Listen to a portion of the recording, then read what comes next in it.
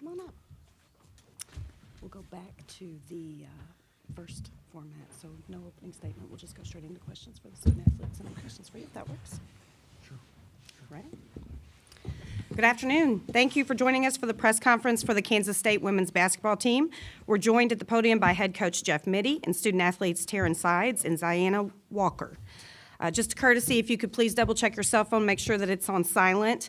As a reminder, please identify your name and media affiliation each time that you ask a question during the press conference. If you'll raise your hand, we'll bring a microphone to you. If you're joining us by Zoom, we do have a few that have done that. Please use the raise hand function for questions. We'll address questions in the room first and then get to Zoom as time allows. Recording press conferences on cell phones or cameras is prohibited, and flash photography is also not permitted. We will begin with questions for our student athletes.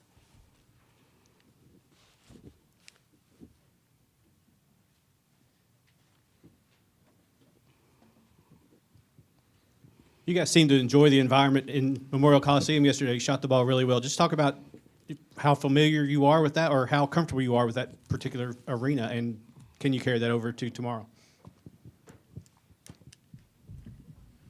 I like the feel of the arena. It's pretty small, so it just seems very intimate with the crowd and just all of us players. It was a lot of fun yesterday, and we're looking forward to carrying it on to tomorrow. Yeah, I think we've gotten really used to it, being in practicing and shoot around in it, and we felt good. Got a lot of shots up yesterday and the day before that, so we got a good feel for the arena.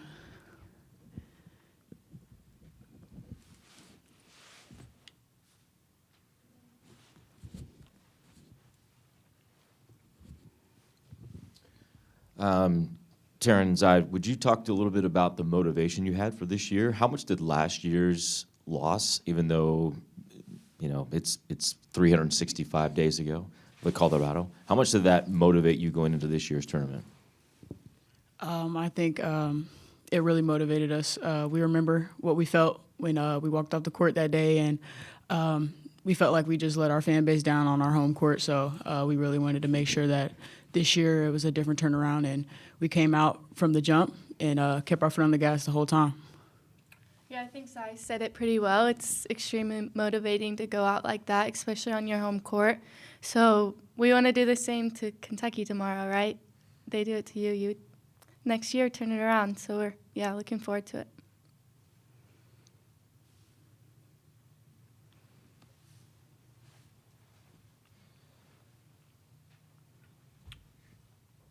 Thank you. Caroline Mikowskis, Lexington Herald Leader. From both of you, if possible, obviously your team is. Are we good? Okay, thanks. Your team has a lot of really explosive guards, you two included. Can you talk about what you're looking forward to in what will be probably a really exciting guard matchup tomorrow? Preparing for the Kentucky backcourt. Yeah, we're really excited. We put in a lot of work this season. So to be able to compete with a great team like Kentucky, we're just so excited and can't wait to show that, we are capable of competing with some of the best teams in the country. And it's something we've known we're capable of doing. And we've worked so hard throughout the summer and this season to do it. So we're excited to just show what we can do. Yeah, like you said, very talented team, especially at the guard position. But I think we are as well, so I think we play together really well, and yeah. Hi, y'all. Tamika Catchings, ESPN. When you look at the leadership on your team, and, we've heard a lot from your leaders, right, Sundell and Lee, what have they brought to your team, and as you've come into this tournament, how have they used past motivation maybe to help you guys with this experience? Yeah, for sure. They're, like you said, very experienced. They've been through a lot throughout their career, so they've passed down knowledge from just everything they've gone through in their journey here, and so we want to use what they've learned to carry on to throughout this tournament. Yeah, they've given us a little rundown of their past experiences in the tournament, and I'm just taking all the information I can, all the knowledge I can from them, and then I just motivated this year for them because it's their last year, and we want to be able to go as far as we can for them. Zaya, your experience in being able to shut down Caitlin Clark a couple of different times, how much will that help you, or is it completely different when you're facing Amor coming up tomorrow? I would say they're different players, so I think it will be different. Caitlin's a little bigger, Amor's a little smaller, faster, and yeah, I'm excited to be able to match up with her. You know, great player, going to be in the WBA, so I'm just taking it as a great opportunity for me to be able to see where I match up with that.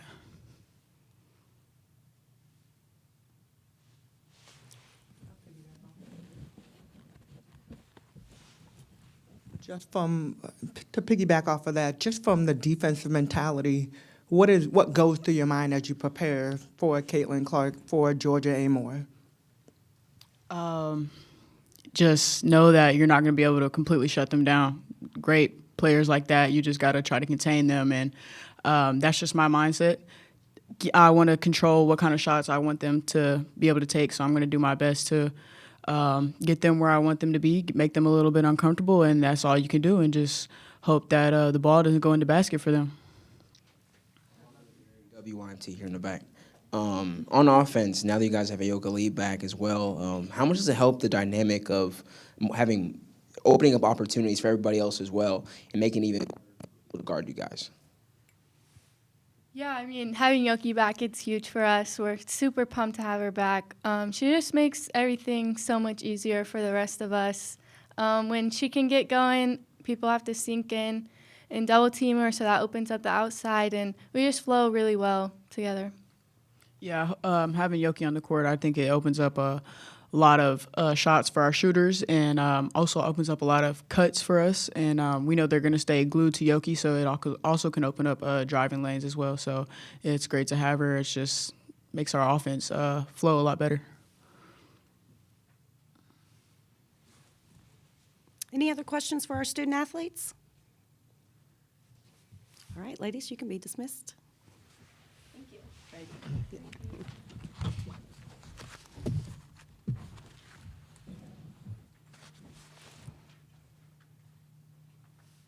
All right, we'll open it up for questions for the head coach.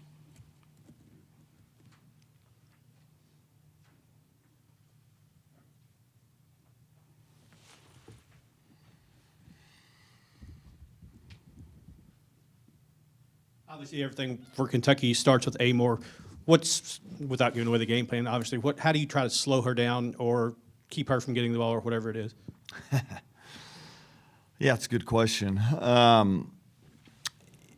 You know, her usage rate in the pick and roll game is as high as anybody we've seen in the country. Probably her and Van Lith in terms of the usage rate. It's over 40%. So when you analytically look at how many pick and rolls you're going to have to defend, that's just her, you know. They run it for others as well. Their backcourt, as you mentioned, is really, really talented. So, you know, I don't think you're certainly not gonna stop her. I think you've got to find your places to pick to contain her. You've got to, you know, within your defensive system, play to your strength as best that you can. And then you've got to maybe give her different looks, and that's something that, you know, I think is kind of an in-game thing too, to see what kind of looks maybe is best for you. So, you know, she's a very talented player, and so she does. You're right. I mean, it starts with her. She sets the table for a lot of them, but she's very good. So I don't have all those answers, but I will say that certainly we know that the pick and roll game for them is very, very good. They've got all the pieces to run it really well, and Kenny does a good job with it. I wish Kenny was coming off the pick and roll instead of Amor.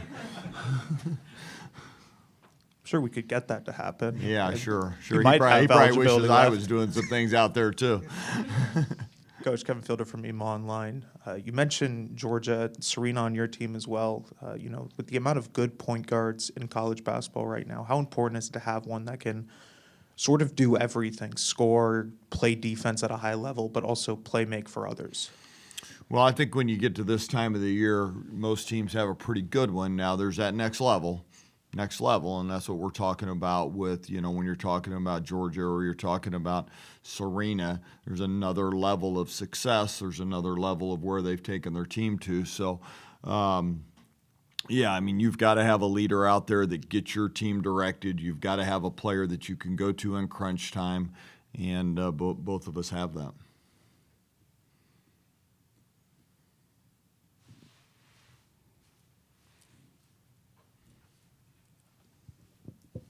On the topic of Serena, it seems like her scoring has sort of increased ever since Aoka went out.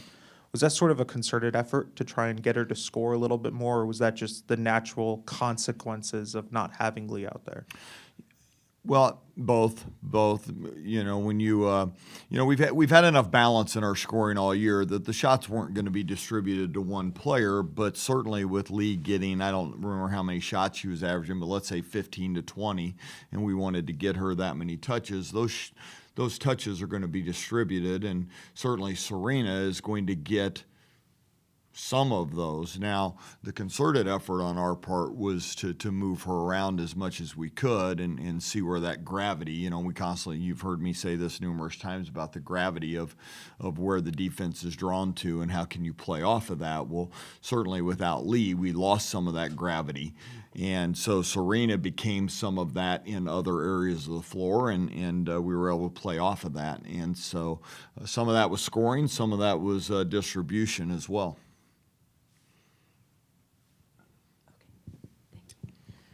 Caroline Mikowski, Lexington Herald Leader. Coach, we heard your players talk about, the importance of having that experience in Aoka, in Serena. Your perspective, how helpful is that type of experience, particularly in really talented players when it comes to March? Yeah, it's important. There's no doubt about it. I mean, you've had to go through it. You've had to. You want it to be helpful. You want the baton to be passed, those experiences. How do you learn from them? Certainly Aoka Lee has been in this environment, has been in these kind of games throughout her career. Serena Sundell. Zy and Taryn, who were up here earlier, are still young in their career. They've been in a lot of big games, but every experience certainly helps. Armando Berry, WIMT. Coach, you guys have a lot of length on your team, and then offensively you're playing against a team that obviously also has a lot of length in UK and is one of the best blocking teams in the country. How do you feel like that matchup pairs up that we're going to see on Sunday? Yeah, they're big. There's no doubt about it. They're as big as any team we've played all year. And you talk about the length, but they can put out a lineup of 6'7", 6'5", 6'4", and they will. And they'll certainly play the two bigs at times together. And so they're, I think, very talented that way. You're not going to have many wide open shots. That's one of the things that we try to do at our end. We don't want to give wide open shots. We want to keep our length in front as best we can and force those contested jumpers. So, I expect this game will be a lot of contested shots. I expect this game will be who can make the most contested shots, and certainly Kentucky will be a challenge at their end, and we hope that we're a challenge at our end, because you're right, we have the same, we have pretty good length as well, and with Lee back in, that's a difference for us defensively. It vastly different. Yesterday's game had really the size difference of the two teams, right? There's not really a whole lot you can take from our game yesterday to what's going to be tomorrow's game. But yes, both teams have good size, and certainly Kentucky is one of the bigger teams in the country.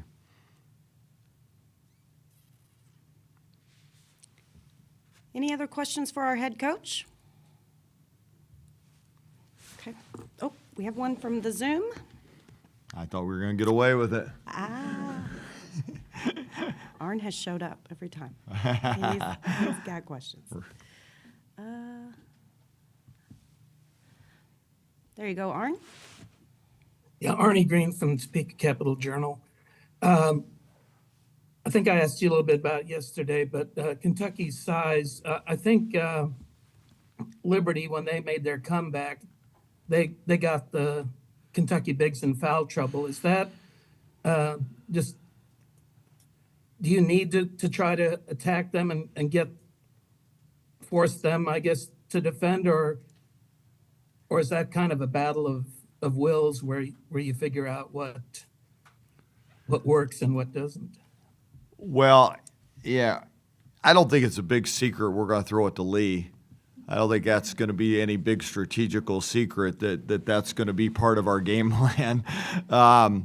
So, yeah, I mean, that's always going to be a part of our game plan. You know, Liberty had the size and they had some good inside players, and they went at that. But, you know, you're talking, Strack's SEC Player of the Year.